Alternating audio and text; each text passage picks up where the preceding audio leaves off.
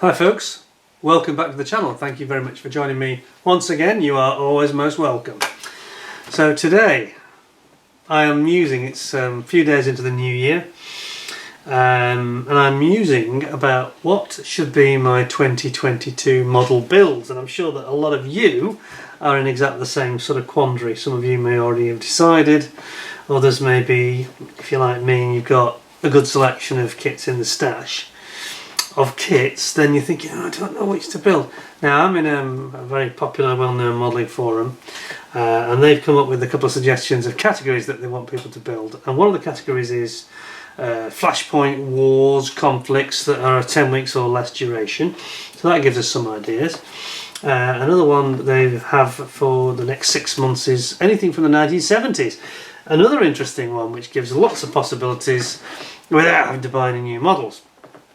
So what I thought I'd do, I know I did a video 2 years ago in 2020, very similar to this, where I said, I got them all out here and I said, I'm going to build this and this and this. And I said, even at the beginning, I said, I'm sure you realise it's probably not me being very realistic about whether I'll get through them, and of course I didn't. And I actually said it's probably twice as big as what was possible, which was true in the end. In fact, I think there were 7 or 8 kits in that video which I had out here on the desk. And I think I did get the first two. No, I got the first one done on schedule. That happened. The second one didn't happen until the following year, and I didn't do this sort of video because I thought, I'm not doing that again. You know, making all these prophecies and you know. I mean, last year, 2021, I only got 4 kits built, which is really bad. I mean, that was appalling, really. That's probably my worst year in the last dozen years. So we're going to try and improve on that this year. But it's a question of what to go for. I'm a bit puzzled, and I think I have an idea what I will do, but others I just can't make my mind up. So I thought I'd throw it open to the viewers and subscribers and let them not decide finally, but certainly nudge me in the right direction perhaps. So I thought I'd give you the options that I have available, and I'd love to see the comments that people have got, and if they've built these kits, what their views are. That may well steer what their thoughts are about which I should go for and which I should maybe not bother with. Anyway, starting with the first one. So going back to this idea of the short conflicts, 10 weeks or less, flashpoint wars, etc. I definitely have decided, I think I'm going to definitely do a Falklands tribute, which may come in 2 forms. And the first one is right here. Have you guessed what it is yet? I wonder. It is Kinetics FRS1 Sea Harrier. Kinetics probably do the best Harriers, certainly 1/48 scale, that are out there at the moment.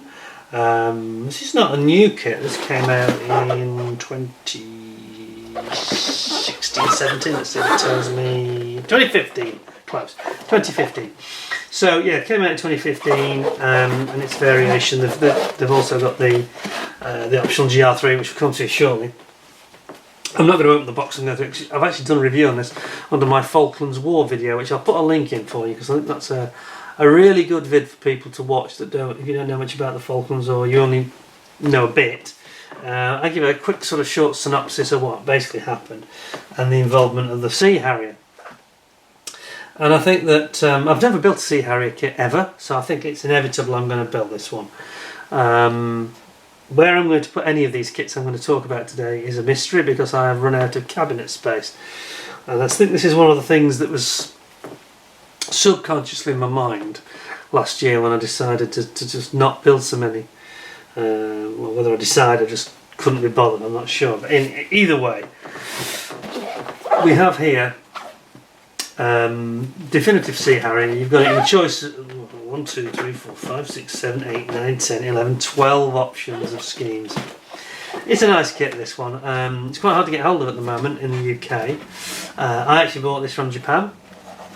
Was it Japan or China? Might be China, I forget now. Anyway, I had to import this one because I knew I was going to do a Falklands tribute. I'm very interested in the Falklands conflict. So I think that this is the one I'm kind of certain about, and then as we go through them I get less certain about the others for the rest of the year. So I think this has got to be done. I think I'm going to sort of publicly go public probably next week and put it in writing that this is going to be done.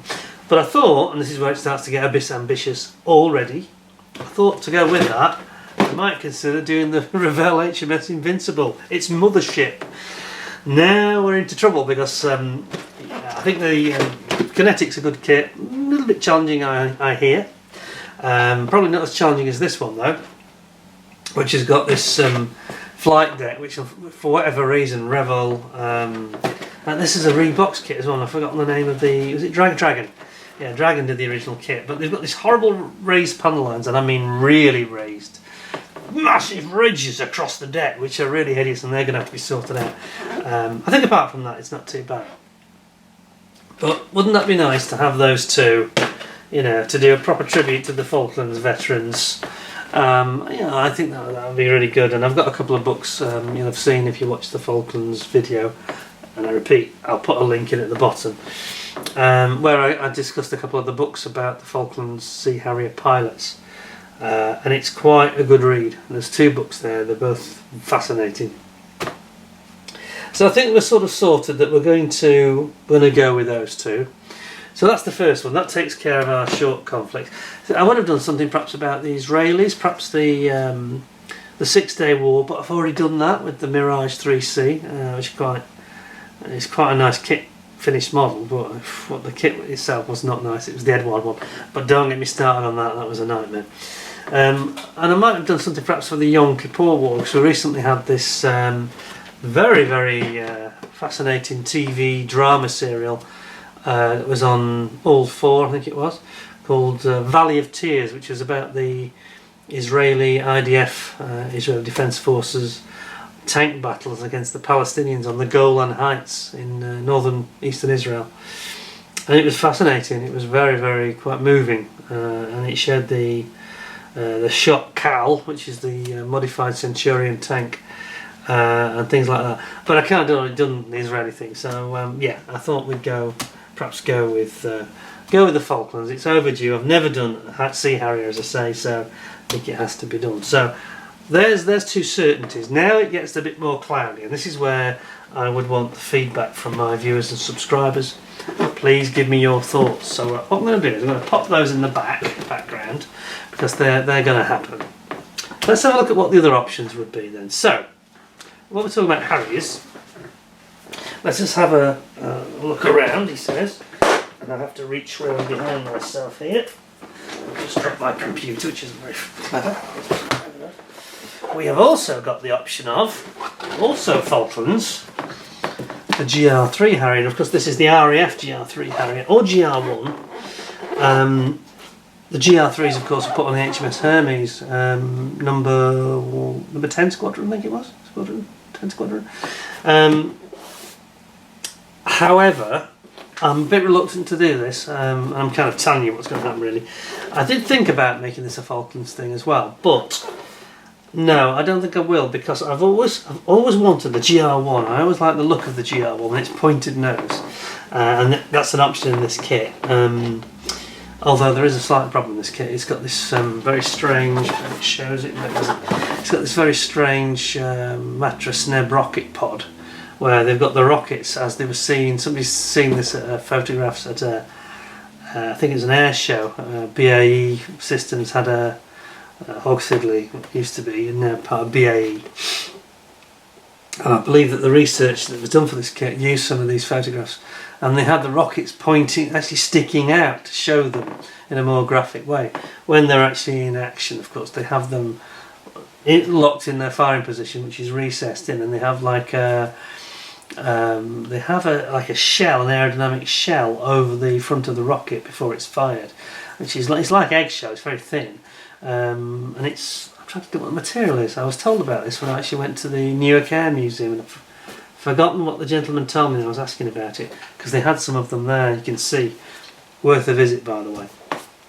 Anyway, so they have these aerodynamic, like very thin shell fairing over where the rockets come out, so you just see this sort of cover over where the recess is that they're going to pop out of. But in this kit it shows them protruding, which is kind of totally wrong. It would never be seen like that apart from at some air show demonstration, you know, on a sales stand basically. So I'm probably not going to do that, because I'd like to make this as a separate project. But I could do this for the other option of the 1970s. So that for the other category, so that's another possibility. Could do a 70s Harrier GR1, bit like the old Airfix 24th scale GR1. I was thinking of something along those lines. I never liked the GR3 with its sort of dolphin, sort of porpoise nose. Just a personal thing about aesthetics, that's all. So I've got that option, and again we've got 7 different options here, mainly one squadron and laser nose, one squadron. Doesn't say what squadron that is. One squadron, 233 squadron, and it's not all that clear the way they've laid these out actually. Anyway, but I quite fancied the sort of one squadron. Actually, this scheme here with the pointy nose, original version. So I think I might do that for the 70s build, but it'd be a bit too many Harriers. Maybe I'll do that another time. So we'll put that one on the back burner. Then, and now we're going to show you a couple of things that are not related to these categories that I've spoken about. Now I've got a couple of P38 Lightnings, the fork-tailed devil as the Germans call it. Now this I know is a beautiful kit, wonderful to build, highly recommended by everyone who's built it. I have 2 versions of it. This is the standard version, which features the Miss Virginia 147. This is the aircraft that shot down General Isakuro Yamamoto's Betty bomber over Rabaul and killed him in 1943. Forgive me if I got that wrong. Operation Vengeance, which was a special operation where they had to operate over a long distance, I think 600-700 miles range. Very tricky for them, but ultimately they set a trap for General Yamamoto, had some intelligence of where he was going to be, and they actually sprung the trap and actually shot him down. And this is the aircraft that shot him down, so it's quite an iconic aircraft. I've also got the white box version, which is a bit of a collector's piece, special edition that they did in 2020. So, especially having 2 of them, I'm very tempted. I know this is going to be a beautiful build, so I'm very tempted to build this. I know it'll be great. You can do lots of great Pacific weathering on it. We can do a European version if you want to. So this is the F or the G version, and the white box collector's item is the H version. So yeah, again a dilemma. Now, unfortunately, it doesn't fit into any of these categories. So what I might do with this, I might do this at the back end of the year, sort of the second half of the year. I'm very tempted to build one of these, and I think it'd be enjoyable to build. It's overdue. Yeah, I think it's got to be done right now. It's just nice, you know, it's going to be a lovely build. So that's another one. Let me know your thoughts though. If any of you have built that kit, I would love to hear from you. Tell me if there's any pitfalls at all, any problems. I don't think there's going to be, but there we go. Now, back to this idea of the possible, the category of the 1970s, which is a big, wide subject, massive. A couple of options that I did consider are both from Airfix. First of all, Hawke Siddeley Buccaneer, Blackburn Buccaneer, the S2B. Now, of course, many of you, if you've seen my review on this, will know that I've got a bit of a personal connection with this aircraft because I used to live near RAF Honington, and I went to the primary school at RAF Honington, which is, incidentally, some of you might recall I mentioned that that's also where they did some of the filming for the Dad's Army TV comedy series in the 1970s. So it's got 70s all over it, this has. But I was living and say going to the school in the village next to where the RF base is. Now this particular markings that are in this particular kit are actually for the Lossiemouth. It's a little bit later when they moved to Lossiemouth, but it doesn't matter because inside I've actually got, no, we resealed it, but I've actually got the extra decals, I think it is, or is it Kitswell, markings for the 12 Squadron that were based at Honington, the Foxes. So that is very tempting, very, very tempting. Personal connection with that one, wouldn't be too big a build, wouldn't take too long. Build that in a few weeks, probably a month, 6 weeks. Or, what about, in a very similar vein, the RAF Phantom seen here over the Falklands. FGR2 Phantom. Again, perfect 1970s icon.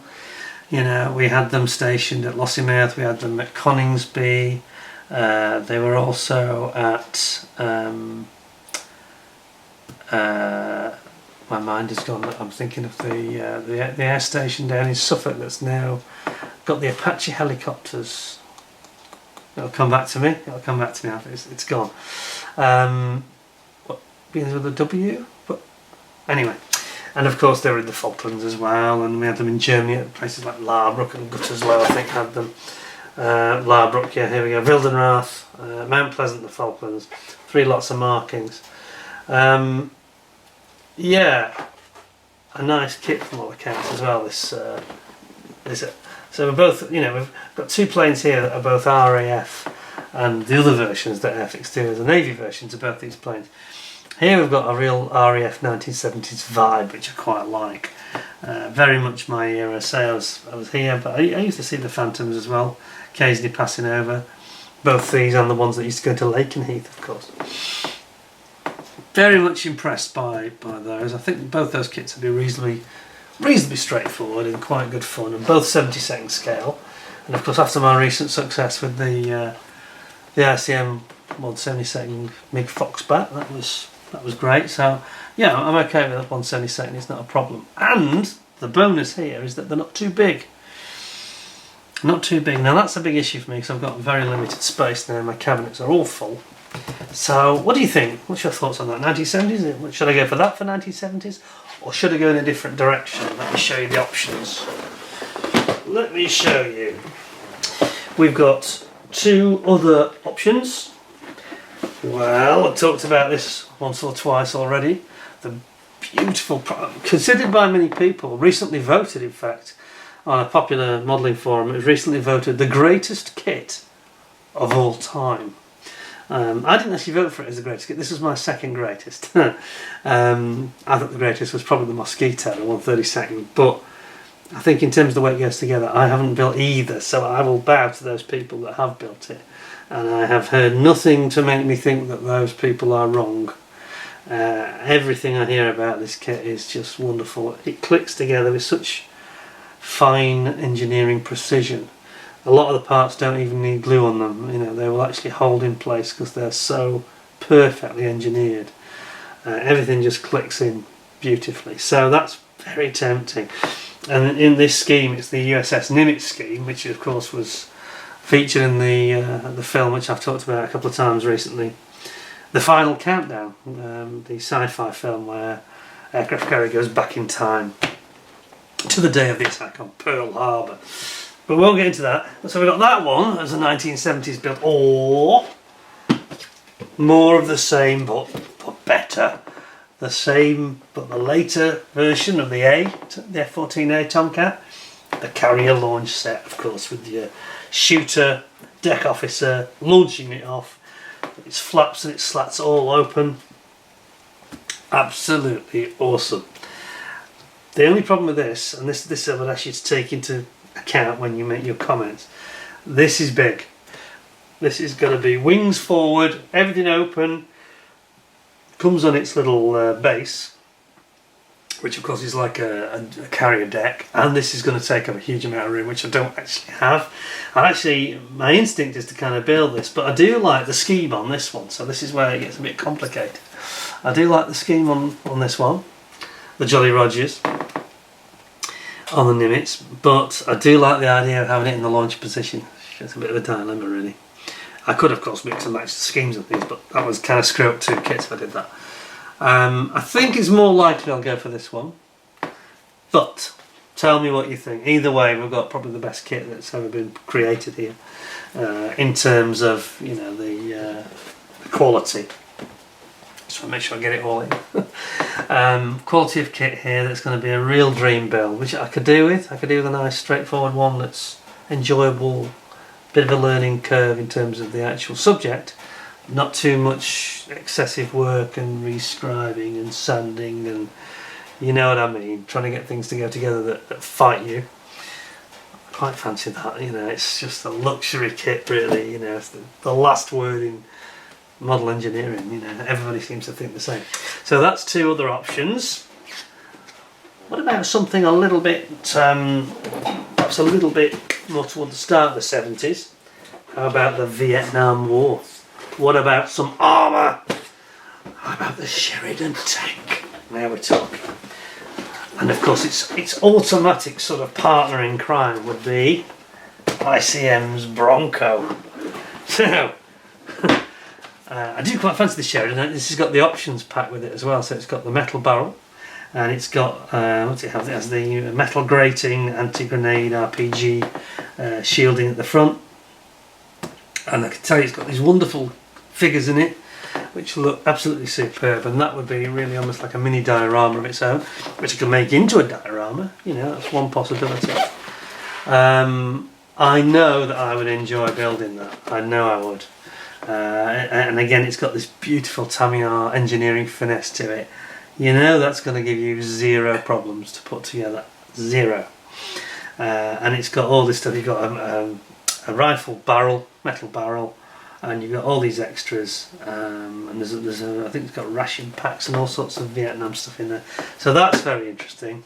And of course, as I mentioned, I recently reviewed the new Bronco from ICM, very much from the same era, giving ground support to these guys, you know, as they fight their way through the paddy fields of Vietnam. So this is another sort of 70s combo. I have to be honest though, I think I'm just reeling these off. Look at that, nice, isn't that beautiful? There's a lot of work involved, as many of you watching this video will understand. It's alright talking in theories, but this is why the kits like the Tamiyas have got a lot of appeal, because at least they are straightforward. You're not going to be spending lots of time correcting problems and getting frustrated, so it keeps the momentum going of the build. And I'm sure from what I'm hearing about this kit, this is a pretty good kit as well, so it's fine, you know. I think that those two go together, but two of them is kind of ambitious, so whether I should really go for both or one or the other, I'm not sure. But what do you think? Let me know what you think. So this is kind of where we're at. Is there any others I haven't yes, there is one I think I've forgotten, and it's no, there's two in fact. Now this, in a way, I'm gonna have to move those out of the way. So let me know what you think about the lovely Bronco and the Sheridan tank from the Vietnam War. And in the meantime, something completely different, a bit of motor racing. Now then, this is a bit naughty. I can't really, strictly speaking, enter this into this category for new builds, because I actually started it. Only about one page of the instructions. I started it and just ran out of mojo for whatever reason. It's for Jimmy's Porsche 917K, of course, from the movie Le Mans with Steve McQueen, which a lot of you will maybe have seen my Steve McQueen video. Again, I'll put a link in so you can see that connection. I did a talk about this in some detail about Steve McQueen, his life and his career, and the Le Mans movie in particular, which went kind of wrong, and there was a lot of problems with the production. So you can have a read of that, watch it I should say, later on. So this is something I really should get on with, and I say I have got some of it done, not a lot in truth. Basically I've got as far as, I haven't quite built the engine yet. So we've got, I'll zoom you into this because we're at a bit of a distance here.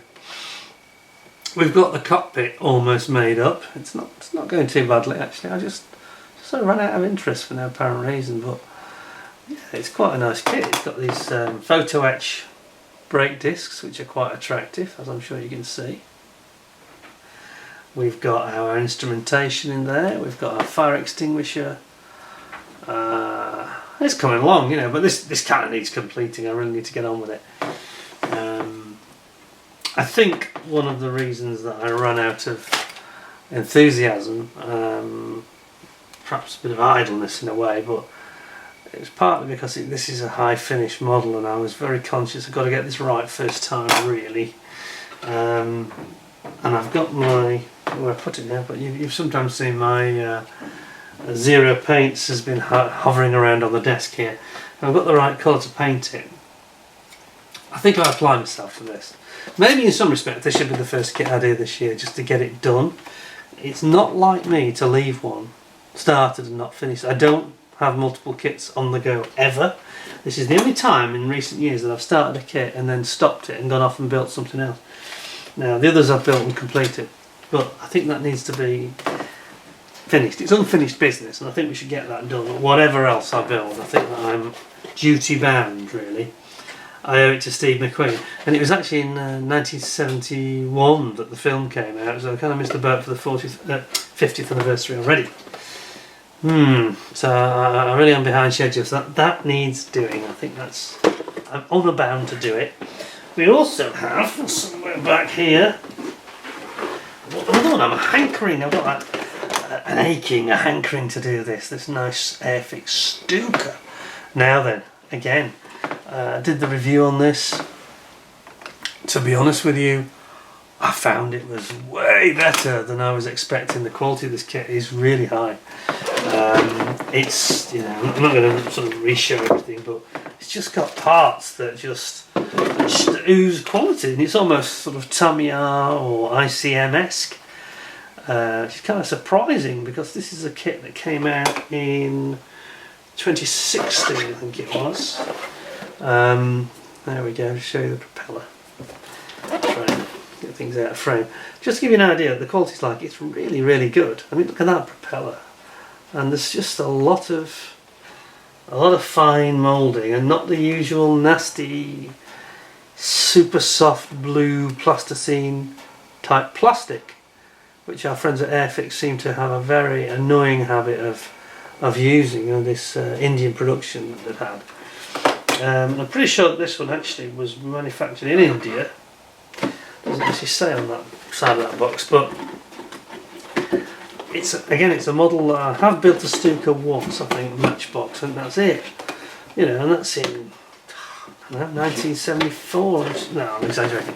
75, 76, something like that. A long time ago. Okay.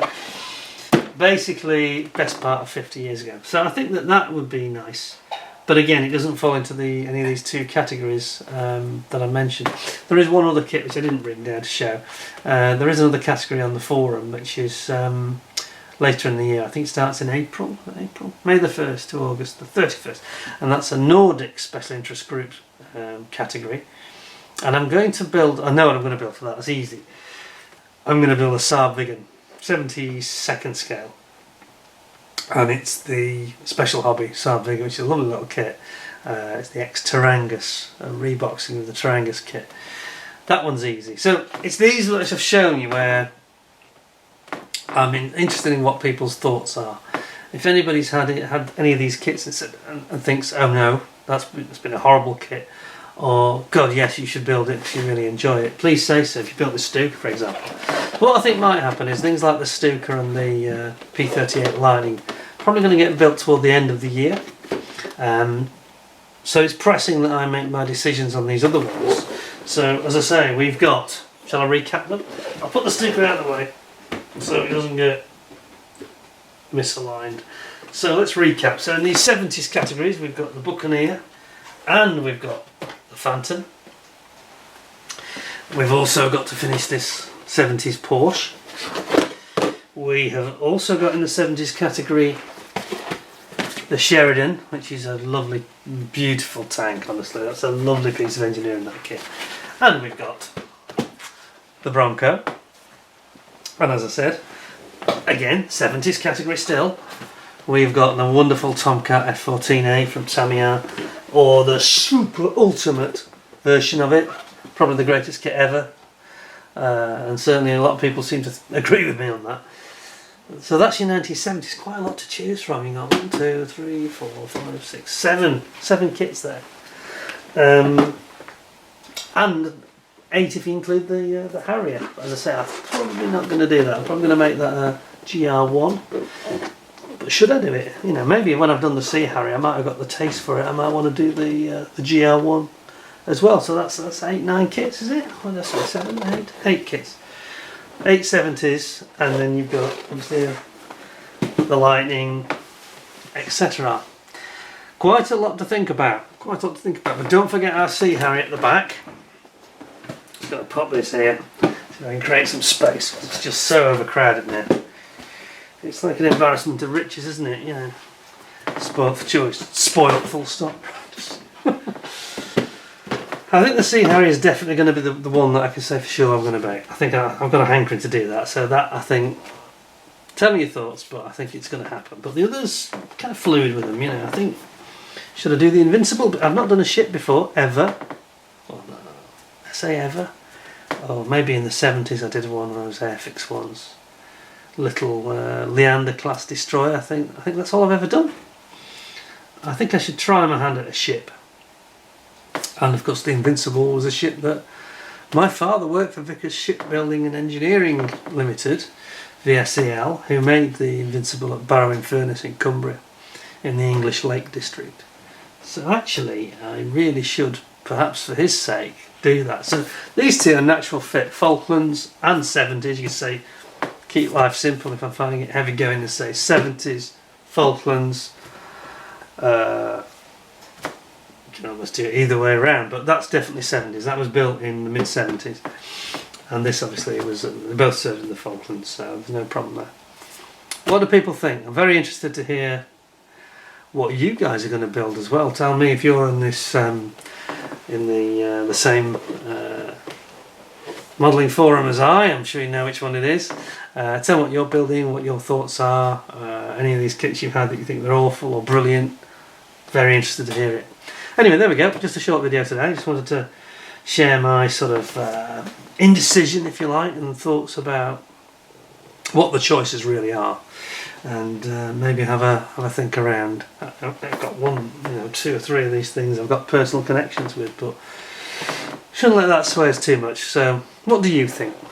Let me know, and it's on a postcard, as I say, or rather, comments below. Anyway, thanks a lot. Please give us a thumbs up if you thought the video was interesting. Don't forget to give us a like, obviously a thumbs up, share and subscribe if you haven't subscribed already, and don't forget to ding the notification bell, ding that bell, smash that bell, making sure you get uploads alerted to you as soon as I've done them. And in the meantime, until next time, thanks very much for your attention. I hope you're all having a good new year. I thought we'd have a little chat about looking forward for a change, about things we might do this year in the not too distant future, and please share your thoughts about what your plans are as well. Thanks a lot, and until next time, take care of yourselves. Thanks for all your time for watching, and bye for now.